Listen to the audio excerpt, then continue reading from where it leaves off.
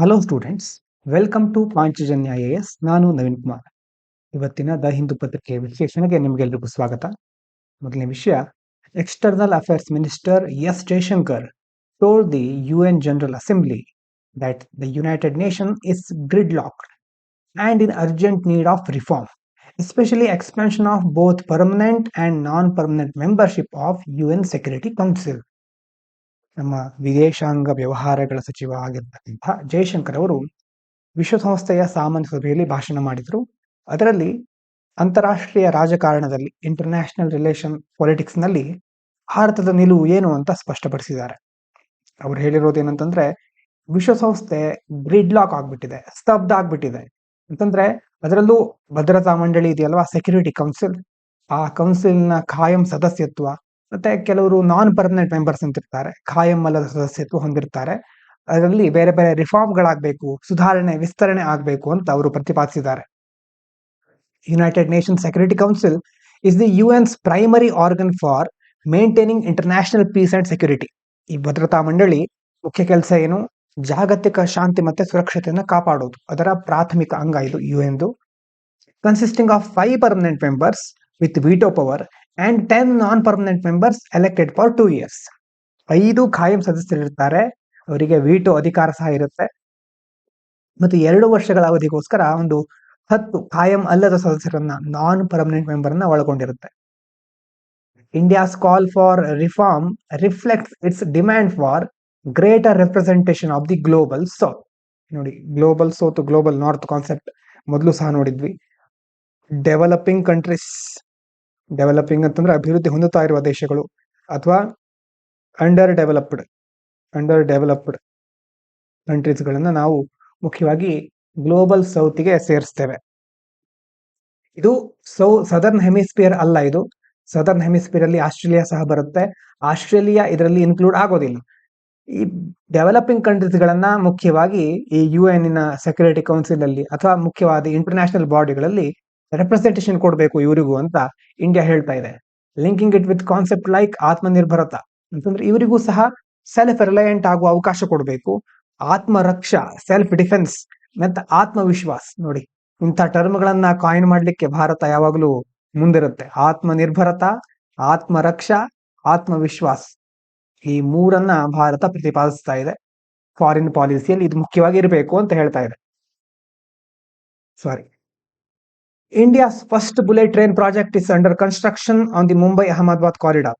ಭಾರತದ ಮೊದಲ bullet train ಯೋಜನೆ ಪ್ರಗತಿಯಲ್ಲಿದೆ. With the Surat Bilimora section, Mumbai Ahmedabad corridor ನಲ್ಲಿ ಯೋಜನೆ ನಡೀತಾ ಇದೆ. With the Surat Bilimora section to be completed by 2027 and the full 508 km route expected by 2029, reducing travel time to just over 2 hours. First bullet train section Surat Bilimora ವಿಭಾಗ 2027ಕ್ಕೆ ಪೂರ್ಣ ಆಗಬಹುದು. ಮತ್ತೆ ಕಂಪ್ಲೀಟ್ ಈ ಒಂದು ಮುಂಬೈ ಅಹಮದಾಬಾದ್ ಕಾರಿಡಾರ್ 508 ಕಿಲೋಮೀಟರ್ ಇದೆ. 2029ರ ವೇಳೆಗೆ ಎಲ್ರಿಗೂ ಸಂಚಾರಕ್ಕೆ ಮುಕ್ತವಾಗಿ ಅದು ದೊರೆಯಬಹುದು ಅಂತ ನಿರೀಕ್ಷೆ ಇದೆ. ನೋಡಿ, ರೆಡ್ಯೂಸಿಂಗ್ ಟ್ರಾವೆಲ್ ಟೈಮ್, ಇದು ಕೇವಲ 2 ಮುಂಬೈ ಸೂರತ್ ಮತ್ತೆ ಈ ಒಂದು ಭಾಗದಲ್ಲಿ 2 ಗಂಟೆಗಿಂತ ಕಡಿಮೆ ಅವಧಿಯಲ್ಲಿ ಸಂಚಾರ ಮಾಡಬಹುದು ಬುಲೆಟ್ ಟ್ರೈನ್ ಬಂದ ಮೇಲೆ. Bullet train project is based on Japan Shinkansen technology. ಇದನ್ನ ನೆನ್ಪಿಟ್ಕೊಳ್ಳಿ ಕರೆಕ್ಟ್ ಆಗಿ. ಶಿಂಕಾನ್ಸೆನ್ ಟೆಕ್ನಾಲಜಿ ಯಾವುದಕ್ಕೆ ಸಂಬಂಧಪಟ್ಟಿದ್ದು? ಬುಲೆಟ್ ಟ್ರೈನ್, ಅದರಲ್ಲೂ ಜಪಾನಿನ ಟೆಕ್ನಾಲಜಿ. ಫ್ಯೂಚರಿಂಗ್ ಇಂಡಿಯಾಸ್ ಅಥವಾ advance systems like special vibration mechanisms, utility cables and safety measures against heavy winds and earthquakes to allow speed of 320 km per hour. 320 km per hour. ನೋಡಿ ಇಲ್ಲಿ Japan ಬಗ್ಗೆ ನಾವು ನೋಡ್ಬೇಕಾದ್ರೆ, ಯಾವತ್ತು Japan ಸೇಫ್ಟಿಗೆ ಮೊದಲೇ ಪ್ರಾಮುಖ್ಯತೆ ಕೊಡುತ್ತೆ ಅಲ್ವಾ. ಜಪಾನ್ನಲ್ಲಿ ಆ ಒಂದು ಅರ್ಥಕ್ವೇಕ್ ಆಗಿರಬಹುದು, ಬೇರೆ ಬೇರೆ ದುರ್ಘಟನೆಗಳು, ಪ್ರಕೃತಿ ವಿಕೋಪಗಳು ಆಗ್ತಾನೆ ಇರುತ್ತೆ. ಹಾಗಾಗಿ ಜಪಾನಿನ ಟೆಕ್ನಾಲಜಿಯಲ್ಲಿ ಸೇಫ್ಟಿ ಮೆಜರ್ಗಳಿಗೆ ಮೊದಲನೇ ಸ್ಥಾನ ಕೊಡ್ತಾರೆ. ಇದರಲ್ಲೂ ಸಹ ಅವರು ಬಿಲ್ಡ್ ಮಾಡ್ತಾ ಇದಾರಲ್ವಾ, ಅವರ ಒಂದು ಟೆಕ್ನಾಲಜಿಯಲ್ಲಿ ಕಂಪನ ನಿರೋಧಕ ವ್ಯವಸ್ಥೆಗಳಿದೆ, ಯುಟಿಲಿಟಿ ಕೇಬಲ್ಗಳಿದೆ. ಈ ದೊಡ್ಡ ಮಟ್ಟದ ಬಿರುಗಾಳಿ ಬಂದರೂ ಸಹ ಅಥವಾ ಭೂಕಂಪ ಆದರೂ ಸಹ ಅದರ ವಿರುದ್ಧ ಸುರಕ್ಷತಾ ಕ್ರಮಗಳನ್ನ ಇದರಲ್ಲಿ ಅಳವಡಿಸಿದ್ದಾರೆ. ಮತ್ತೆ earthquake to allow speed of 320 km, 320 km ವೇಗವನ್ನು ಸಾಧಿಸಲಿಕ್ಕೆ ಸಹ ಇದರಿಂದ ಆಗುತ್ತೆ. ಇನ್ನು Mumbai Ahmedabad high speed rail corridor is India's first high speed rail project. ಮೊದಲ ಹೈ ಸ್ಪೀಡ್ ರೈಲ್ ಪ್ರಾಜೆಕ್ಟ್ ಇದು. ಇಂಪ್ಲಿಮೆಂಟೆಡ್ ಮಾಡೋರು ಯಾರು? National high speed rail corporation limited, NHSRCL, with future expansion plans for more corridors across India. ಮುಂದಿನ ದಿನಗಳಲ್ಲಿ ಇನ್ನಷ್ಟು ಬೇರೆ ಬೇರೆ ಕಾರಿಡಾರ್ಗಳನ್ನ expand ಮಾಡುವ ಒಂದು ವಿಸ್ತರಿಸುವ ಯೋಜನೆಯನ್ನ ಹಮ್ಮಿಕೊಂಡಿದ್ದಾರೆ. ಇನ್ನು new survey in Kaziranga national park and tiger reserve documented 283 species of insect and spiders, highlighting the park's overlooked microfaunal richness beyond its famous one-horned rhinoceros. ಅಸ್ಸಾಂನಲ್ಲಿದೆ ಕಾಜಿರಂಗ ರಾಷ್ಟ್ರೀಯ ಉದ್ಯಾನವನ, ಮತ್ತೆ ಹುಲಿ ಸಂರಕ್ಷಿತ ಪ್ರದೇಶ ಸಹ ಇದೆ. ಯುನೆಸ್ಕೋ ವಿಶ್ವ ಪರಂಪರೆ ತಾಣನೂ ಹೌದು ಇದು. ಮತ್ತೆ ಇಲ್ಲಿ ಹೊಸ ಸಮೀಕ್ಷೆ ನಡೆದಾಗ ಏನು ಗೊತ್ತಾಗಿದೆ ಅಂತಂದ್ರೆ, ತುಂಬಾ ಬೇರೆ ಬೇರೆ ಸೂಕ್ಷ್ಮ ಜೀವಿಗಳು, ಸೂಕ್ಷ್ಮ ಜೀವಿ ಅಂತಂದ್ರೆ ಸೂಕ್ಷ್ಮಾಣು ಅಲ್ಲ ಅಂತ ಅಲ್ಲ, ಅದಕ್ಕಿಂತ ಸ್ವಲ್ಪ ಮೈಕ್ರೋಫಾನಲ್ ರಿಚ್ನೆಸ್, ಸಣ್ಣ ಮಟ್ಟದ ಪ್ರಭೇದಗಳು, ಬಹಳ ಪ್ರಕೃತಿಗೆ ಬೇಕಾಗುವಂತಹ ಪ್ರಭೇದಗಳು ಅದು ಸಹ ಇದೆ ಇಲ್ಲಿ. 283 ಪ್ರಭೇದದ ಕೀಟಗಳು, ಜೇಡಗಳನ್ನ ದಾಖಲೆ ಮಾಡಿದ್ದಾರೆ. ಪ್ರಸಿದ್ಧವಾಗಿರೋದು ಇಲ್ಲಿ ಒಂದು ಕೊಂಬಿನ ಖಡ್ಗಮೃಗ. ಅದರ ಹೊರತಾಗಿಯೂ ಅದನ್ನ ಬಿಟ್ಟು ಸಹ ಬೇರೆ ಬೇರೆ ಪ್ರಾಣಿ ಸಂಕುಲ ಇದರಲ್ಲಿ ಇದೆ, ಶ್ರೀಮಂತವಾಗಿದೆ ಅಂತ ಈ ಮೂಲಕ ನಮ್ಗೆ ಸರ್ವೆಯಿಂದ ತಿಳಿತಾ ಇದೆ. Kaziranga national park, UNESCO world heritage site in Assam, globally known for its big 5 species. Kaziranga ಯಾಕೆ ಹೆಸರುವಾಸಿ ಅಂತಂದ್ರೆ ಬಿಗ್ 5 ಸ್ಪೀಶೀಸ್ ಅಂತ ಕರೀತಾರೆ. ಯಾವ್ದು? Indian rhinoceros, Bengal tiger, Assam elephant, wild water buffalo and eastern swamp deer. ಅರ್ಥ ಆಗ್ತಾ ಇದೆಯಾ? ಮುಖ್ಯವಾಗಿ ಖಡ್ಗಮೃಗ, ರಾಯಲ್ ಬೆಂಗಾಲ್ ಟೈಗರ್, ಏಷ್ಯನ್ ಆನೆ, ಕಾಡು ನೀರಿನ ಎಮ್ಮೆ ಅಂತಂದ್ರೆ ಇದಕ್ಕೆ ಕನ್ನಡದಲ್ಲಿ ಹೀಗೆ ಕರೀತಾರ ಅಥವಾ ಬೇರೆ ಹೆಸರಿದ್ಯಾ ಗೊತ್ತಿಲ್ಲ, ಆದ್ರೆ ಇಂಗ್ಲಿಷ್ ಟರ್ಮ್ ನೆನ್ಪಿಟ್ಕೊಳ್ಳಿ. ಫಿಲಿಮ್ಸ್ ಅಲ್ಲಿ ಹೀಗೆ ಕೇಳ್ತಾರೆ. ಬಾರಾಸಿಂಗ ಅಂತ ಕರೀತಾರೆ, ಸ್ವಾಂಪ್ ಡಿಯರ್ಗೆ ಕನ್ನಡದಲ್ಲಿ ಕರೀತಾರೆ. ಅಂತಂದ್ರೆ ಹಿಂದಿಯಲ್ಲೂ ಹಾಗೆ ಕರೀತಾರೆ. ಕೆಲವೊಂದ್ಸರಿ ಅದು ಬಂದಿತ್ತು, ಬಾರಾಸಿಂಗ ಅನ್ನೋದು ಫಿಲ್ಮ್ಸ್ ಅಲ್ಲಿ ಬಂದಿತ್ತು. ಸ್ವಾಂಪ್ ಡಿಯರ್ ಅಂತ ಸಹ ಕರೀತಾರೆ ಅದಕ್ಕೆ. ಆ ಒಂದು ಈ ಸ್ಪೀಶೀಸ್ ಗಳಿಗೆ ಹೆಸರುವಾಸಿಯಾಗಿದೆ ಕಾಜಿರಂಗ ನ್ಯಾಷನಲ್ ಪಾರ್ಕ್. ಇರೋದಿಲ್ಲಿ ಅಸ್ಸಾಂನಲ್ಲಿ. Insect and spiders play a crucial ecological role in seed dispersal, soil health, plant regeneration and natural pest control, making Kaziranga true hotspot of invertebrate diversity. ಕೀಟಗಳು ಮತ್ತೆ ಜೇಡುಗಳು ಯಾಕೆ ಮುಖ್ಯ ಅಂತಂದ್ರೆ, ಬೀಜವನ್ನ ಪ್ರಸರಣ ಮಾಡೋದ್ರಲ್ಲಿ, ಸೀಡ್ ಡಿಸ್ಪರ್ಸ್ ಆಗೋದು. ಸೀಡ್ ಈಗ ಬೀಜ ಬಿತ್ತನೆ ಮಾಡ್ತಾರಲ್ವಾ, ಆಗ ಬೀಜವನ್ನ ಬೇರೆ ಬೇರೆ ಕಡೆ ಡಿಸ್ಪರ್ಸ್ ಮಾಡೋದನ್ನ ಹರಡೋದು, ಅದಕ್ಕೆ ಬೇಕಾಗಿರೋ ವಾತಾವರಣ ಕಲ್ಪಿಸೋದು, ಮಣ್ಣಿನ ಒಂದು ಸ್ಟ್ರಕ್ಚರ್, ಸಾಯಿಲ್ ಸ್ಟ್ರಕ್ಚರ್ ಇರುತ್ತಲ್ವ, ಅದನ್ನ ಇನ್ನೂ ಚೆನ್ನಾಗಿ ಬೀಜಗಳಿಗೆ ತಯಾರು ಮಾಡಿಕೊಡೋದು, ಸಾಯಿಲ್ ಹೆಲ್ತ್ ಇಂಪ್ರೂವ್ ಮಾಡೋದು, ಪ್ಲಾಂಟ್ ರೀಜನರೇಷನ್ ಮಾಡೋದು, ಪೆಸ್ಟ್ ಕಂಟ್ರೋಲ್ ಮಾಡೋದು, ಕೀಟಗಳ ಹಾವಳಿಯನ್ನು ನಿಯಂತ್ರಣ ಮಾಡೋದ್ರಲ್ಲಿ ಈ ಜೇಡಗಳೆಲ್ಲ ಮುಖ್ಯವಾದ ಪಾತ್ರ ವಹಿಸುತ್ತೆ. ಅಂದ್ರೆ ಒಂದು ದೊಡ್ಡ ಇನ್ಸೆಕ್ಟ್ಗಳು ಚಿಕ್ಕ ಇನ್ಸೆಕ್ಟ್ ಗಳನ್ನ ತಿನ್ನುತ್ತವೆ, ಇನ್ಸೆಕ್ಟ್ ಮತ್ತೆ ಸ್ಪೈಡರ್ಸ್ಗಳು. ಹಾಗಾಗಿ ಇನ್ವರ್ಟಿಬ್ರೇಟ್ ಡೈವರ್ಸಿಟಿಗೆ ಕಶೇರುಕಗಳಲ್ಲದ, ಕಶೇರುಕ ಅಕಶೇರುಕ ಅಂತ ಕೇಳಿರ್ತೀವಿ ನಾವು ಹಳೆ ಕಾಲದಲ್ಲಿ ಅಲ್ವಾ. ವರ್ಟಿಬ್ರೇಟ್ಸ್ ಕಶೇರುಕಗಳು, ಬೆನ್ನುಮೂಳೆ. ಇನ್ವರ್ಟಿಬ್ರೇಟ್ಸ್ ಬೆನ್ನುಮೂಳೆ ಇಲ್ಲದೆ ಇರೋರು ಅಕಶೇರುಕಗಳು. ಹಾಗಾಗಿ ಅಂಥ ಜೀವ ವೈವಿಧ್ಯತೆಗೆ ಇದೊಂದು ಹಾಟ್ಸ್ಪಾಟ್ ಅಂತ ಕರೆಸ್ಕೊಂಡಿದೆ. ಇನ್ನು ದ US ಹೈಯರ್ ಅಂತಂದ್ರೆ halting international relocation of employment bill. US ಇಂದು ಅವಾಗ ಹೊಸ ಬಿಲ್ ಬರ್ತಾ ಇರುತ್ತೆ ನೋಡಿ. 2025 ಯಾವ ಬಿಲ್ ಇದು? US hire bill. ಏನ್ ಮಾಡುತ್ತೆ, ಏನ್ ಪ್ರಪೋಸ್ ಮಾಡುತ್ತೆ? 25% excise tax on payments made by US firms to foreign service providers, posing major risk to India's IT, BPM and global capability center sectors that earn 50 to 60% of the revenue from the US. ಏನಾಗ್ತಾ ಇದೆ, US ನಲ್ಲಿ ಒಂದು policy ಬಂದಿದೆ. ಅದು ಯಾರಿಗೆ affect ಆಗುತ್ತೆ? Tax ಹಾಕೋದು ಯಾವುದ್ರ ಮೇಲೆ? ಅವರು ಈಗ ಟ್ಯಾಕ್ಸ್ ಆನ್ US ಫರ್ಮ್ಗಳು, US ನ ಫರ್ಮ್ಗಳು. ಆ ಫರ್ಮ್ಗಳು ಏನ್ ಮಾಡ್ತಾ ಇತ್ತು? ಫಾರಿನ್ ಸರ್ವಿಸ್ ಪ್ರೊವೈಡರ್ಗಳಿಂದ, ವಿದೇಶಿ ಸೇವಾ ಪೂರೈಕೆದಾರರಿಂದ ಸೇವೆಗಳನ್ನ ಪಡ್ಕೊಳ್ತಾ ಇತ್ತು. ಆ ಸೇವೆಗಳನ್ನು ಪಡ್ಕೊಳ್ಬೇಕಾದ್ರೆ ಅದ್ರ ಮೇಲೆ ಟ್ಯಾಕ್ಸ್ ಹಾಕಿದೆ. Excise tax on payment made by US firms. ಈ ಫರ್ಮ್ಗಳು ಪೇಮೆಂಟ್ ಮಾಡುತ್ತಲ್ವಾ ಈ ಫಾರಿನ್ ಸರ್ವಿಸ್ ಪ್ರೊವೈಡರ್ಗಳಿಗೆ, ಆ ಪೇಮೆಂಟ್ ಮೇಲೆ ಈಗ ಟ್ಯಾಕ್ಸ್ ಬಂದಿದೆ. ಅದರಲ್ಲಿ ಇಂಡಿಯಾದ IT, BPM, ಗ್ಲೋಬಲ್ ಕ್ಯಾಪಬಿಲಿಟಿ ಸೆಂಟರ್ಗಳೆಲ್ಲ ಇರುತ್ತೆ. ಭಾರತದ ಎಷ್ಟೋ ಕಂಪನಿಗಳೆಲ್ಲ ಮುಖ್ಯವಾಗಿ ಈ ಫಾರಿನ್ ಸರ್ವಿಸ್ ಪ್ರೊವೈಡರ್ಸ್ಗಳಲ್ಲಿ ಬರ್ತಾರೆ. ನಮ್ಮ ಒಂದು 50 ರಿಂದ 60% ರಷ್ಟು ಸುಂಕ ಅಥವಾ ಆದಾಯ ನಾವು US ನಿಂದ ಗಳಿಸ್ತೇವೆ ಈ ವಲಯದ ಮೂಲಕ. ಇವುಗಳಿಗೆಲ್ಲ ಹಾನಿ ಆಗ್ಬಹುದು ಅಂತ ಹೇಳ್ತಾ ಇದ್ದಾರೆ. ಇನ್ನು ಗ್ಲೋಬಲ್ ಕ್ಯಾಪಬಿಲಿಟಿ ಸೆಂಟರ್ಸ್ ಅಂತಂದ್ರೆ these are offshore units. Offshore ಅಂತಂದ್ರೆ ಕಡಲ ಆಚೆ, ಸಮುದ್ರದ ಆಚೆ, setup by multinational companies in countries like India to handle IT services. Global capability centre ಅಂತಂದ್ರೆ ಸಮುದ್ರದ ಆಚೆ ಸೆಟ್ ಮಾಡುವಂತಹ ಒಂದು ಮಲ್ಟಿನ್ಯಾಷನಲ್ ಕಂಪನಿಗಳು, ಅದು ಇಂಡಿಯಾದಲ್ಲಿ ಇರಬಹುದು, ಬೇರೆ ದೇಶಗಳಿರಬಹುದು. ಯಾಕೆ ಅದನ್ನ ಬಿಲ್ಡ್ ಮಾಡ್ತಾರೆ ಅಂತಂದ್ರೆ IT ಸರ್ವಿಸ್ಗಳನ್ನ ಹ್ಯಾಂಡಲ್ ಮಾಡ್ಲಿಕ್ಕೆ, ಬಿಸ್ನೆಸ್ ಆಪರೇಷನ್ ಗಳನ್ನ ಮತ್ತೆ ಇನೋವೇಷನ್ ಟಾಸ್ಕ್ ಗಳನ್ನ ನಿರ್ವಹಿಸಲಿಕ್ಕೆ ಅದನ್ನ ಓಪನ್ ಮಾಡಿರ್ತಾರೆ, ಸೆಟ್ ಮಾಡಿರ್ತಾರೆ. Contributing significantly to India service export. ಇಂಥ ಒಂದು ವಲಯದಲ್ಲಿ ಭಾರತದ ಸರ್ವಿಸ್ ಎಕ್ಸ್ಪೋರ್ಟ್, ಸೇವಾ ವಲಯದ ಎಕ್ಸ್ಪೋರ್ಟ್ ಜಾಸ್ತಿ ಇದೆ. Indian IT BPM sector valued at over $260 billion. ನಮ್ಮ IT BPM ಸೆಕ್ಟರ್ ನ ಒಂದು ಒಟ್ಟಾರೆ ಮೌಲ್ಯ $260 ಬಿಲಿಯನ್ ಗಿಂತ ಜಾಸ್ತಿ ಇದೆ. ಆದ್ರೆ it's highly dependent on US outsourcing contracts and measures like the hire bill threaten revenue streams, margins and India's comparative advantage in the global digital economy. ಈ ಒಂದು ವಲಯದಲ್ಲಿ ಭಾರತಕ್ಕೆ ಬಹಳ ಎಫೆಕ್ಟ್ ಆಗುತ್ತೆ. ಯಾಕಂದ್ರೆ ಹೆಚ್ಚು ನಾವು ಅಮೆರಿಕದ ಮೇಲೆ ಡಿಪೆಂಡ್ ಆಗಿದ್ದೇವೆ, ಆ ಹೊರಗುತ್ತಿಗೆ ಒಪ್ಪಂದಗಳನ್ನು ಅವಲಂಬಿಸ್ಕೊಂಡಿದ್ದೇವೆ. ಇಂತಹ ಮಸೂದೆಗಳಿಂದ ನಮಗೆ ಆದಾಯ ಹರಿವು ಆಗಿರಬಹುದು, ಅಥವಾ ನಮ್ಮ ದೇಶಕ್ಕೆ ಎಷ್ಟು ಹಣ ಬರ್ತಿತ್ತಲ್ವಾ ಅದು ಲಾಭಾಂಶ, ಮತ್ತೆ ಡಿಜಿಟಲ್ ಆರ್ಥಿಕತೆಯಲ್ಲಿ ನಮ್ಮ ಪ್ರಯೋಜನ ಆಗ್ತಾ ಇತ್ತು ನಮಗೆ. ಅದಕ್ಕೆ ಈಗ ಥ್ರೆಟ್ ಎದುರಾಗ್ತಾ ಇದೆ, ಅಂತಂದ್ರೆ ನಮಗೆ ಮುಂದೆ ಅಪಾಯ ಎದುರಾಗಬಹುದು ಅಂತ ಹೇಳ್ತಾ ಇದ್ದಾರೆ. ಇದಾದ ನಂತರ a new study by IIT Gandhinagar and the University of Arizona finds that Ganga River is drying at its fastest rate in 1300 years. Ganga river ನೋಡಿ, ಯಾರು ಸ್ಟಡಿ ಮಾಡಿದವರು IIT ಗಾಂಧಿನಗರ್ ಮತ್ತೆ ಅರಿಜೋನಾ ವಿಶ್ವವಿದ್ಯಾಲಯ ಹೊಸ ಅಧ್ಯಯನ ಮಾಡಿದ್ದಾರೆ.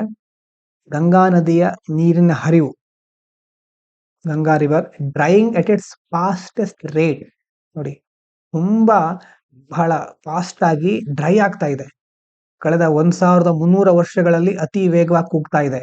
ಯಾಕಂತಂದ್ರೆ ವೀಕರ್ ಮಾನ್ಸೂನ್ ಮಾರುತ ದುರ್ಬಲಗೊಳ್ತಾ ಇದೆ, ಪ್ರೆಡಿಕ್ಟ್ ಮಾಡ್ಲಿಕ್ಕೆ ಆಗೋದಿಲ್ಲ. ಲ್ಯಾಂಡ್ ಯೂಸ್ ಚೇಂಜಸ್, ಭೂ ಬಳಕೆಯಲ್ಲಿ ಬದಲಾವಣೆ ಆಗೋದು, ಹ್ಯೂಮನ್ ವಾಟರ್ ಎಕ್ಸ್ಟ್ರಾಕ್ಷನ್, ನಾವು ಅಂತರ್ಜಲವನ್ನು ಎಕ್ಸ್ಟ್ರಾಕ್ಟ್ ಮಾಡ್ತೀವಲ್ವಾ, ಅಂಡ್ ಕ್ಲೈಮೇಟ್ ಶಿಫ್ಟ್, ಹವಾಮಾನ ಬದಲಾವಣೆ, ಎಲ್ಲದರಿಂದಾಗಿ ಏನಾಗ್ತಾ ಇದೆ, ಗಂಗಾ ನದಿ ನೀರಿನ ಒಂದು ಹರಿವಿನಲ್ಲಿ ಕುಗ್ತಾ ಇದೆ, ಆ ಒಂದು ಪ್ರಮಾಣ ಕಡಿಮೆ ಆಗ್ತಾ ಇದೆ. Ganga basin sustain over 600 million people. 600 ದಶಲಕ್ಷಕ್ಕೂ ಹೆಚ್ಚು ಜನ ಜೀವನಾಧಾರವನ್ನ ಪಡ್ಕೊಂಡಿದ್ದಾರೆ ಗಂಗಾ ನದಿಯಿಂದ. Contributes around 40% of India's GDP. 40% GDPಗೆ ಕೊಡುಗೆ ನೀಡ್ತಾ ಇದೆ ಗಂಗಾ ನದಿ. And it's stream flow was reconstructed using 3 ring data and the monsoon Asia drought Atla. ಈ ಮುಖ್ಯವಾಗಿ 3 ರಿಂಗ್ ಡೇಟಾ ಅಂತ ಬರುತ್ತೆ, ಆ ಒಂದು ವೃಕ್ಷ ವಲಯದ ಡೇಟಾ ಅಂತ. ಅದ್ರ ಜೊತೆ ಮಾನ್ಸೂನ್ ಏಷ್ಯಾದಲ್ಲಿ ಬರಗಾಲ ಯಾವ ರೀತಿ ಇರುತ್ತೆ ಅನ್ನೋ ಅಟ್ಲಾಸ್ ಬಳಸ್ಕೊಂಡು ಈಗ ಆ ನದಿಯ ಹರಿವನ್ನ ಮತ್ತೆ ರೀಕನ್ಸ್ಟ್ರಕ್ಟ್ ಮಾಡಿದ್ದಾರೆ, ಪುನರ್ರಚನೆ ಮಾಡಿದ್ದಾರೆ. ಅದರಿಂದಾಗಿ ಏನು ಗೊತ್ತಾಗ್ತಾ ಇದೆ, providing 1300 year record of droughts. 1300 ವರ್ಷಗಳ ಏನಾಗಿತ್ತು, ಅಷ್ಟು ವರ್ಷಗಳಲ್ಲಿ ಬರಗಾಲ ಯಾವ ರೀತಿ ಇತ್ತು ಅನ್ನೋದ್ರ ಬಗ್ಗೆ ದಾಖಲೆ ಸಿಕ್ಕಿದೆ. ಅದ್ರ ಪ್ರಕಾರ ಹೇಳ್ತಿದ್ದಾರೆ 2004-2010 ಈ ಒಂದು ಅವಧಿಯ ನಡುವಿನಲ್ಲಿ, from 2004 to 2010, drought was the most severe in 1300 years. 2004ರಿಂದ 2010 ನಡುವಿನಲ್ಲಿ ಬಂದಂತಹ ಬರಗಾಲ 1300 ವರ್ಷಗಳಲ್ಲಿ ಅತ್ಯಂತ ತೀವ್ರವಾಗಿದ್ದು ಅಂತ ವರದಿ ಹೇಳ್ತಾ ಇದೆ. Highlighting how human driven factors like aerosol pollution, ground water pumping and land use changes amplify natural monsoon variability. ಅಂತಂದ್ರೆ ಹೇಗೆ ನಾವು ಏರೋಸೋಲ್ಗಳನ್ನ ಹೆಚ್ಚು ಬಳಸ್ತೇವೆ, ಅದರಿಂದ ಆಗುವಂತಹ ಮಾಲಿನ್ಯ, ಅಂತರ್ಜಲವನ್ನ ಪಂಪ್ ಮಾಡೋದು, ಮತ್ತೆ ಭೂ ಬಳಕೆಯಲ್ಲಿ ಬದಲಾವಣೆ ಆಗ್ತಾ ಇರುತ್ತೆ, ನಮ್ಮ ಕೃಷಿ ಚಟುವಟಿಕೆಗಳು ಬೇರೆ ಆಗ್ತಾ ಇರುತ್ತೆ.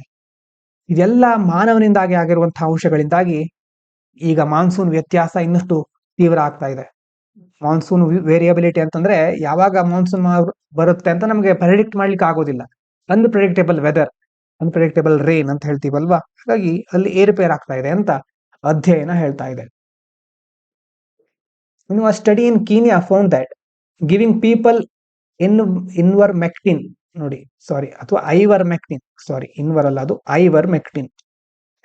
ಅಂತ pills every month reduced malaria cases in children by 26%.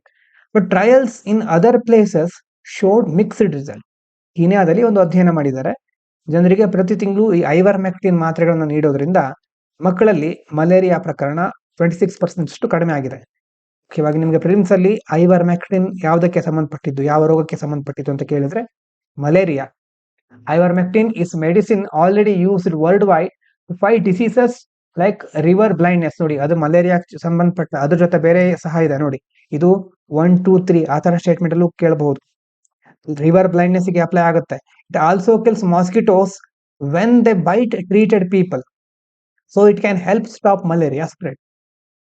ಅಂತಂದ್ರೆ ಈಗಾಗಲೇ ಈ ಯಾರಿಗಾದ್ರೂ ಚಿಕಿತ್ಸೆ ಪಡೆದಿರ್ತಾರಲ್ವಾ, ಅವರಿಗೆ ಕಚ್ಚೋ ಸೊಳ್ಳೆಗಳನ್ನ ಕೊಲ್ಲುವ ಸಾಮರ್ಥ್ಯ ಹೊಂದಿರುತ್ತೆ ಈ ಒಂದು ಔಷಧಿ.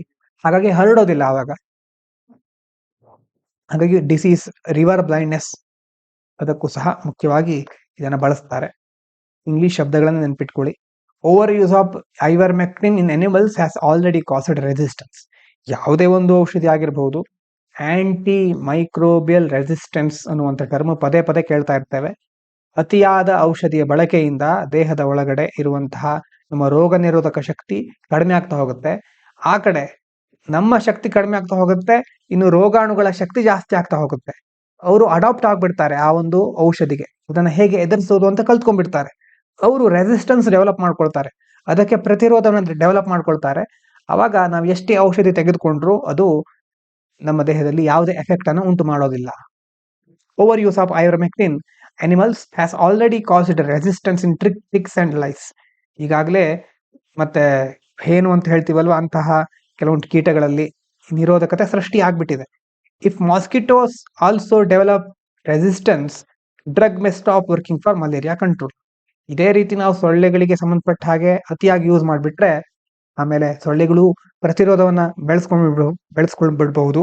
ಹಾಗಾಗಿ ಆಮೇಲೆ ನಾವು ಆ ಪ್ರತಿರೋಧ ಇದ್ಮೇಲೆ ಎಷ್ಟೇ ಔಷಧಿ ತೆಗೆದುಕೊಂಡ್ರು ಅದರಿಂದ ಯೂಸ್ ಆಗೋದಿಲ್ಲ. Next, death toll from the Karur political rally stampede. ಗೊತ್ತಿರಬಹುದು ನಿಮ್ಗೆ, ಆಲ್ರೆಡಿ ಕೇಳಿರ್ತೀರಿ. ಕರೂರ್ನಲ್ಲಿ ಕಾಲ್ ತುಳಿತ ಆಗಿರೋದು ಯಾವುದಕ್ಕೆ ಸಂಬಂಧಪಟ್ಟ ಹಾಗೆ, ಚಿತ್ರನಟರೊಬ್ಬರ ಪೊಲಿಟಿಕಲ್ ಪಾರ್ಟಿಯ rally. In Tamil Nadu has resin 40, 50 ಮೃತಪಟ್ಟವರ ಸಂಖ್ಯೆ 40ಕ್ಕೆ ಏರಿದೆ. ಈಗ ನ್ಯೂಸ್ ಅಲ್ಲಿ ಸ್ವಲ್ಪ ಜಾಸ್ತಿ ಆಗಿದೆ ಅಂತ ಹೇಳ್ತಾ ಇದ್ರು, ನೋಡಿ ಅಂತಂದ್ರೆ ಮತ್ತು ಸ್ವಲ್ಪ ಏರಿಕೆ ಆಗಿರೋ ಪ್ರಮಾಣ ಇದೆ. With over 100 people still under treatment. 100ಕ್ಕೂ ಹೆಚ್ಚು ಜನ ಚಿಕಿತ್ಸೆ ಪಡಿತಾ ಇದ್ದಾರೆ in hospital. And state probe has begun. ಅದ್ರ ಜೊತೆ ಬೇರೆ ಬೇರೆ ತನಿಖೆ ನಡೀತಾ ಇದೆ. Stampede is a human induced disaster. ಇದಕ್ಕೆ ಮಾನವನಿಂದ ಆದಂತಹ ವಿಪತ್ತು, ಮಾನವ ಪ್ರೇರಿತ ವಿಪತ್ತು ಅಂತ ಪರಿಗಣಿಸ್ತಾರೆ. ಯಾವುದರಡಿಯಲ್ಲಿ ಅಂತಂದ್ರೆ under disaster management act 2005, caused by sudden crowd panic leading to crushing and suffocation. ಒಂದೇ ಸಾರಿ ತುಂಬಾ ಕ್ರೌಡ್ ಆಗ್ಬಿಟ್ಟು ನಿಮ್ಗೆ ಗೊತ್ತಿದೆ, ಕಾಲ್ ತುಳಿತ ಅಂತ ಹೇಳಿದ ತಕ್ಷಣ ನಿಮ್ಗೆ ಗೊತ್ತಾಗುತ್ತೆ. ಜನ ಒಟ್ಟಿಗೆ ಸೇರ್ಕೊಂಡು ಅಲ್ಲಿ ತುಂಬಾ ಉಸಿರುಗಟ್ಟುವಂತಹ ವಾತಾವರಣ ನಿರ್ಮಾಣ ಆಗುತ್ತೆ, ಕ್ರಶ್ ಆಗುತ್ತೆ, ಸಫೋಕೇಶನ್, ಒಬ್ರಿಗೊಬ್ರು ನೂಕು ನುಗ್ಗಲು ಆಗಿ ತುಂಬಾ ದೊಡ್ಡ ಮಟ್ಟದ ಹಾನಿ ಆಗ್ತಾ ಹೋಗುತ್ತೆ. State government has set up a commission of inquiry reflecting India's disaster response framework where judicial and administrative bodies investigate causes, suggest preventive measures. ಇದು ಮೊದಲಿಂದ ಎಲ್ಲಾ ಡಿಸಾಸ್ಟರ್ ಆದಾಗ ಹೇಳ್ತಾ ಬಂದಿದ್ದೇ ಇದು. ಅಂತಂದ್ರೆ ವಿಚಾರಣಾ ಆಯೋಗ ಸ್ಥಾಪನೆ ಮಾಡೋದು, ಅದಕ್ಕೆ ಬೇರೆ ಬೇರೆ ಚೌಕಟ್ಟುಗಳನ್ನ ವಿಧಿಸೋದು, ಅವು ತನಿಖೆ ಮಾಡುತ್ತೆ ಮತ್ತೆ ತಡೆಗಟ್ಟುವ ಕ್ರಮಗಳನ್ನ ಸೂಚಿಸುತ್ತವೆ. ಇಷ್ಟೆಲ್ಲ ಆದ್ರೂ ಈ ವರ್ಷನೇ ಎಷ್ಟು ಸ್ಟ್ಯಾಂಪಿಡ್ಗಳಾಗಿದೆ. ಕುಂಭಮೇಳದಿಂದ ಹಿಡಿದು ತುಂಬಾ ಕಡೆ ಬೇರೆ ಬೇರೆ, ಹಿಂದಿನ ವರ್ಷ, ಈ ವರ್ಷ, ಪ್ರತಿ ವರ್ಷ ಇಂತಹ ಘಟನೆಗಳು ಮುಂದುವರಿತಾನೆ ಇದೆ. ಇದು ವ್ಯವಸ್ಥೆಯ ವೈಫಲ್ಯನ ಅಥವಾ ಜನರಿಗೆ RCB ಅಂತ ನೆನಪಿರಬಹುದು, RCB, ಕುಂಭಮೇಳ, ಈಗ ಹಲವಾರು ಕಡೆ ನೋಡಿದ್ವಿ, ತುಂಬಾ ಆಗ್ತಾನೆ ಇದೆ ಸ್ಟ್ಯಾಂಪಿಡ್ಗಳು. ಒಂದು ವ್ಯವಸ್ಥೆಯಲ್ಲಿ ವೈಫಲ್ಯ ಸಹ ಇದೆ, ಇನ್ನು ಜನರು ಸಹ ಕೆಲವು ಮುನ್ನೆಚ್ಚರಿಕೆ ಕ್ರಮಗಳನ್ನ ಕೈಗೊಳ್ಳದೇನೆ ಇರಬಹುದು. ಎರಡೂ ಕಡೆಯಿಂದನೂ ತಪ್ಪಿರುತ್ತೆ. ಅತಿಯಾದ ವ್ಯಾಮೋಹ, ಕ್ರಿಕೆಟ್ ಪ್ಲೇಯರ್ ಇರಬಹುದು, ನಾಯಕ ಇರಬಹುದು, ಅಷ್ಟೊಂದು ವ್ಯಾಮೋಹ ಒಳ್ಳೇದಲ್ಲ. ಈಗೆಲ್ಲ ಪ್ರತಿಯೊಂದು ಅವರವರ ಚಾನಲ್ ಅಲ್ಲಿ, ಟಿವಿಯಲ್ಲಿ ಪ್ರಸಾರ ಆಗ್ತಾ ಇರುತ್ತೆ. ಆದ್ರೂ ಜನ ಅಂತಂದ್ರೆ ಈಗ ನಾವೇ ಆ ಜನರು ಅಂತಂದ್ರೆ ನಾವು ಅದನ್ನ ಸರಿಯಾದ ರೀತಿಯಲ್ಲಿ ನಿರ್ವಹಿಸಬೇಕಾದ ಅವಶ್ಯಕತೆ ಇರುತ್ತೆ. At the UN General Assembly, India accused Pakistan of being a hub of cross-border terrorism and linked it to the Pahalgam terror attack, while Pakistan rejected while Pakistan rejected the charges, leading to a diplomatic exchange. ವಿಶ್ವಸಂಸ್ಥೆಯ ಸಾಮಾನ್ಯ ಸಭೆ ಅದರ ಅಧಿವೇಶನ, ಮಹಾ ಅಧಿವೇಶನ ಅಂತ ಸಹ ಕರಿಬಹುದು, ಸಾಮಾನ್ಯ ಸಭೆ ಅಂತ ಕರಿಬಹುದು. ಭಾರತ ಏನ್ ಹೇಳ್ತಾ ಇದೆ, ಗಡಿಯಲ್ಲಿ ಟೆರರಿಸಂ ಅನ್ನ ಇನ್ನೂ ಉದ್ದೀಪನಗೊಳಿಸ್ತಾ ಇದೆ ಪಾಕಿಸ್ತಾನ ಅನ್ನೋದು ಭಾರತದ ಆರೋಪ. ಅದಕ್ಕೆ ನಾವು ಪಹಲ್ಗಾಮ್ ಭಯೋತ್ಪಾದಕ ದಾಳಿಯಾಗಿರೋದನ್ನು ಸಹ ಕನೆಕ್ಟ್ ಮಾಡಿದ್ದೇವೆ. ಆದ್ರೆ ಪಾಕಿಸ್ತಾನ ಎಂದಿನಂತೆ ಆರೋಪಗಳನ್ನು ನಿರಾಕರಿಸ್ತಾ ಇದೆ. ರಾಜತಾಂತ್ರಿಕವಾಗಿ ವಾಗ್ವಾದ ಆಯಿತು ಅಲ್ಲಿ. ಅದೆಲ್ಲ ಪ್ರತಿ ವರ್ಷ ನಾವು ನೋಡ್ತಾ ಇರೋದು. United Nations General Assembly is the main deliberative body of the UN, where all 193 member states discuss global issues, and members often use it to raise bilateral dispute. Yes, ಮಹಾಧಿವೇಶನ ಅಥವಾ ಸಾಮಾನ್ಯ ಸಭೆ ಅಂತ ಹೇಳ್ತೀವಲ್ವಾ, 193 ಸದಸ್ಯ ರಾಷ್ಟ್ರಗಳು ಒಟ್ಟಾಗಿ ಸೇರ್ಕೊಂಡು ಬೇರೆ ಬೇರೆ ವಿಷಯಗಳನ್ನು ಚರ್ಚೆ ಮಾಡುತ್ತೆ. ಅದರ ಜೊತೆ ಬೈಲ್ಯಾಟ್ರಲ್ ಇಶ್ಯೂಗಳನ್ನ ಡಿಸ್ಕಸ್ ಮಾಡಲಿಕ್ಕೆ ಸಹ ಈ ವೇದಿಕೆ ಬಳಕೆ ಆಗುತ್ತೆ. India often uses the right of reply with UN forums to counter Pakistan's terrorism related allegation. ಪ್ರತ್ಯುತ್ತರದ ಹಕ್ಕು ಅಂತ ಇರುತ್ತೆ, ಅದನ್ನ ಭಾರತ ವಿಶ್ವಸಂಸ್ಥೆ ವೇದಿಕೆಗಳಲ್ಲಿ ಆವಾಗ ಬಳಸ್ಕೊಳ್ತಾ ಇರುತ್ತೆ. Diplomatic practice allowing countries to respond immediately to statement made against them. ಅಂತಂದ್ರೆ ಯಾವ್ದಾದ್ರು ಒಂದು ದೇಶ ನಮ್ಮ ಮೇಲೆ ಆರೋಪ ಮಾಡಿದ್ರೆ ತಕ್ಷಣ ಪ್ರತಿಕ್ರಿಯೆ ನೀಡಲಿಕ್ಕೆ ನಮ್ಮ ಹತ್ರ ರೈಟ್ ಆಫ್ ರಿಪ್ಲೈ ಅನ್ನುವಂತ ಒಂದು ಹಕ್ಕಿದೆ, ಅದನ್ನ ಭಾರತ ಬಳಸ್ಕೊಳ್ಳುತ್ತೆ. ಇನ್ನು ರಷ್ಯನ್ ಫಾರಿನ್ ಮಿನಿಸ್ಟರ್ ಸರ್ಗೆ Lavrov said that India's ties with the US will not affect India-Russia relation, highlighting their particularly privileged strategic partnership based on mutual respect for national interest. ನೋಡಿ, Russia ನಮಗೆ ಒಂದು ಒಳ್ಳೆಯ ಮಿತ್ರನ ಅಥವಾ ಒಳ್ಳೆ ಮಿತ್ರನ ಅಲ್ವಾ ಅನ್ನೋದು ಆವಾಗ ನಮಗೆ ಗೊತ್ತಾಗೋದಿಲ್ಲ. ಆದ್ರೆ ಈಗ ರಷ್ಯಾ ಹೇಳೋದೇನು, ಭಾರತ ಮತ್ತೆ US ಅವರ ನಡುವಿನ ಸಂಬಂಧ ಹೇಗೆ ಇರಲಿ ಅದು ನನಗೆ ಬೇಕಾಗಿಲ್ಲ, ನಾವು ನಮ್ಮ ಭಾರತ ಸಂಬಂಧವನ್ನ ಎಂದಿನಂತೆ ಒಳ್ಳೆ ರೀತಿಯಲ್ಲಿ ಮುಂದುವರಿಸ್ಕೊಂಡು ಹೋಗ್ತೇವೆ. ಆ ಭಾರತಕ್ಕೆ US ಗೆ ಏನೇನಾಗ್ತಾ ಇದೆ ಅದು ನಮ್ಮ ಸಂಬಂಧದ ಮೇಲೆ, ಭಾರತ ಮತ್ತೆ ರಷ್ಯಾ ಸಂಬಂಧದ ಮೇಲೆ ಯಾವುದೇ ಪರಿಣಾಮ ಬೀರೋದಿಲ್ಲ. ಅದರಲ್ಲೂ ನಮ್ದು ಭಾರತ ಮತ್ತೆ ರಷ್ಯಾದ್ದು ಪರ್ಟಿಕ್ಯುಲರ್ಲಿ ಪ್ರಿವಿಲೇಜ್ಡ್ ಸ್ಟ್ರಾಟಜಿಕ್ ಪಾರ್ಟ್ನರ್ಶಿಪ್, ಒಂದು ವಿಶೇಷ ಸವಲತ್ತುಳ್ಳುವಂತಹ ಕಾರ್ಯತಂತ್ರದ ಸಹಭಾಗಿತ್ವ ಅಂತ ಹೇಳ್ಬಹುದು. ಹಾಗಾಗಿ ಅದಕ್ಕೆ ನಾವು ಜಾಸ್ತಿ ಮಹತ್ವ ಕೊಡ್ತೇವೆ ಅಂತ ರಷ್ಯಾ ಹೇಳ್ತಾ ಇದೆ.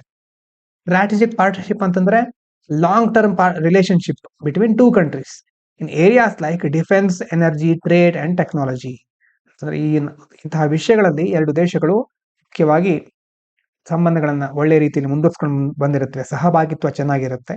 India and Russia have maintain this since cold war era, ಅವಾಗಿಂದಾನು ನಾವು ಇಂತಹ ಒಳ್ಳೆ ಸಂಬಂಧವನ್ನ ಮುಂದುವರಿಸ್ಕೊಂಡು ಬಂದಿದ್ದೇವೆ. ಇನ್ನು SCO, Shanghai cooperation organisation, India and Russia are both members. ಅದರಲ್ಲಿ ಆ ಒಂದು ಶಾಂಘೈ ಕೋಆಪರೇಷನ್ ಆರ್ಗನೈಸೇಷನ್ ನಲ್ಲಿ ಭಾರತನೂ ಇದೆ, ರಷ್ಯಾನೂ ಇದೆ. Is a regional grouping focused on security, trade and connectivity. Recent Modi Putin meetings there underline continued cooperation. ಶೀತಲ ಸಮರದ ಕಾಲದಿಂದಾನು ನಿರ್ವಹಿಸಿಕೊಂಡು ಬಂದಿದ್ದೇವೆ. ಇತ್ತೀಚೆಗೆ ಮೋದಿ ಪುಟಿನ್ ಅವರ ಸಭೆಗಳು ಈ ನಿರಂತರ ಸಹಕಾರಕ್ಕೆ ಸಾಕ್ಷಿ ಅಂತ ಹೇಳ್ತಾ ಇದ್ದಾರೆ. ಇನ್ನು AstroSat India's first dedicated space observatory, launched by ISRO in 2015, has completed 10 years of operation, far beyond its designed mission life of 5 years, and continues to provide valuable data.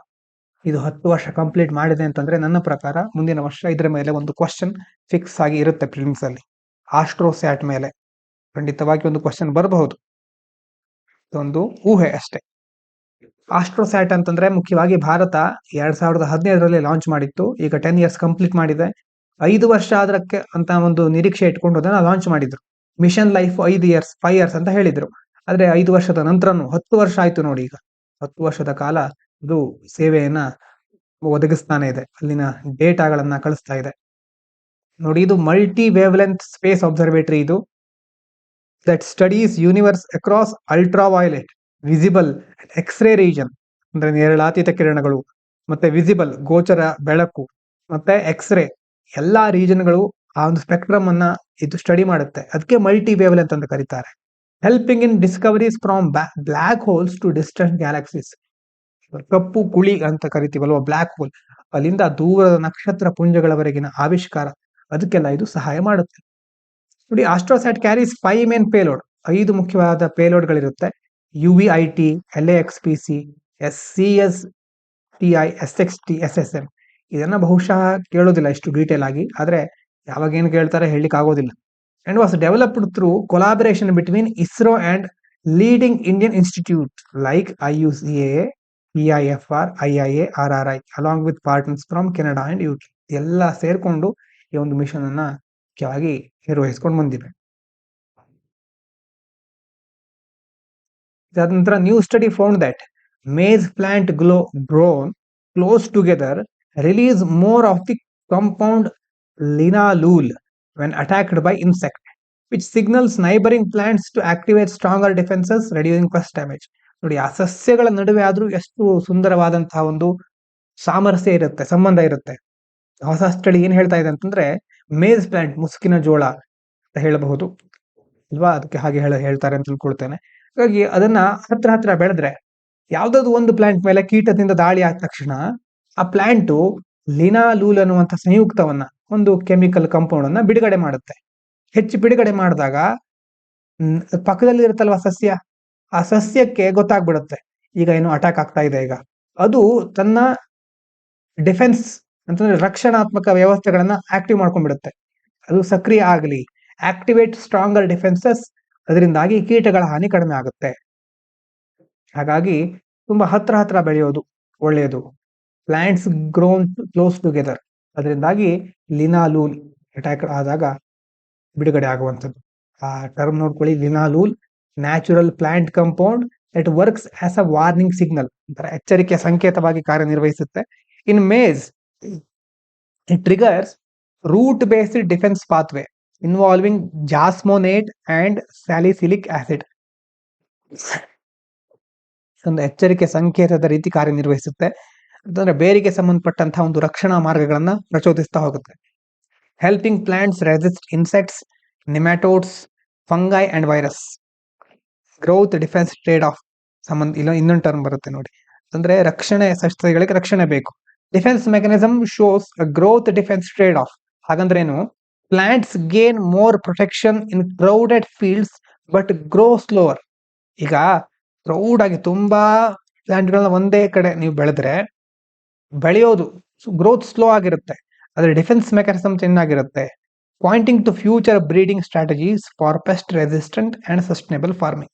ಹಾಗೆ ಮುಂದಿನ ದಿನಗಳಲ್ಲಿ ಹೇಗೆ ಬೆಳಿಬೇಕು, ಕೀಟ ನಿರೋಧಕ ಸಸ್ಯಗಳನ್ನ ಹೇಗೆ ನಾವು ತಯಾರು ಮಾಡಬೇಕು, ಸುಸ್ಥಿರ ಕೃಷಿಯನ್ನ ಹೇಗೆ ನಾವು ಮುಂದುವರ್ಸ್ಕೊಂಡು ಹೋಗ್ಬೇಕು ಅನ್ನುವಂಥದ್ರ ಬಗ್ಗೆ, ಆ ಬ್ರೀಡಿಂಗ್ ಸ್ಟ್ರಾಟಜಿಗಳ ಬಗ್ಗೆ ಇಂತಹ ಸ್ಟಡಿಗಳು ನಮಗೆ ಹೆಚ್ಚಿನ ಮಾಹಿತಿಯನ್ನು ಕೊಡುತ್ತೆ. ಅದನ್ನು ನಾವು ಅಡಾಪ್ಟ್ ಮಾಡಿಕೊಂಡು ಹೆಚ್ಚಿನ ಇಳುವರಿಯನ್ನ, ಫಲವತ್ತತೆಯನ್ನ ಪಡೆಯಬಹುದು. ಆವಾಗ ಈಗ ಸಸ್ಯಗಳಿಂದ ತುಂಬಾ, ಮೊನ್ನೆ ಸಹ ನೋಡಿದ್ವಿ, ಕೀಟಗಳನ್ನ ಸಂಪೂರ್ಣವಾಗಿ ನಿರ್ನಾಮ ಮಾಡ್ಲಿಕ್ಕೆ ಆಗೋದಿಲ್ಲ. ಮಲೇರಿಯಾ ಇರ್ಬೋದು, ಕೆಲವೊಂದು ಇನ್ಸೆಕ್ಟ್ ಗಳನ್ನ ನೋಡಿದ್ವಿ, ಸೊಳ್ಳೆಯನ್ನ ನಿರ್ನಾಮ ಮಾಡ್ಲಿಕ್ಕೆ ಆಗೋದೇ ಇಲ್ಲ. ಮಾಡಿದ್ರು ಸಹ ಫುಡ್ ಚೈನ್ ಅಲ್ಲಿ ಅದರಿಂದ ಏರುಪೇರು ಆಗುತ್ತೆ. ಹಾಗಾಗಿ ನಾವೇ ಸಸ್ಯಗಳನ್ನ ಕೀಟ ನಿರೋಧಕವಾಗಿ ಬೆಳೆಸಬೇಕು. ಪ್ರಕೃತಿಯಲ್ಲಿ ಇದರಿಂದ ಯಾವ ಪರಿಣಾಮ ಉಂಟಾಗುತ್ತೆ, ಬೇರೆದನ್ನ ನೀವು ಎನ್ವೈರನ್ಮೆಂಟ್ ಅಲ್ಲಿ ನೋಡ್ತಾ ಹೋಗ್ತೀರಿ. ಇವಿಷ್ಟು ಇವತ್ತಿನ ಮುಖ್ಯವಾದ ವಿಚಾರಗಳು. ಎಲ್ರಿಗೂ ಧನ್ಯವಾದಗಳು. ಇದು ಪಾಂಚಜನ್ಯ IAS.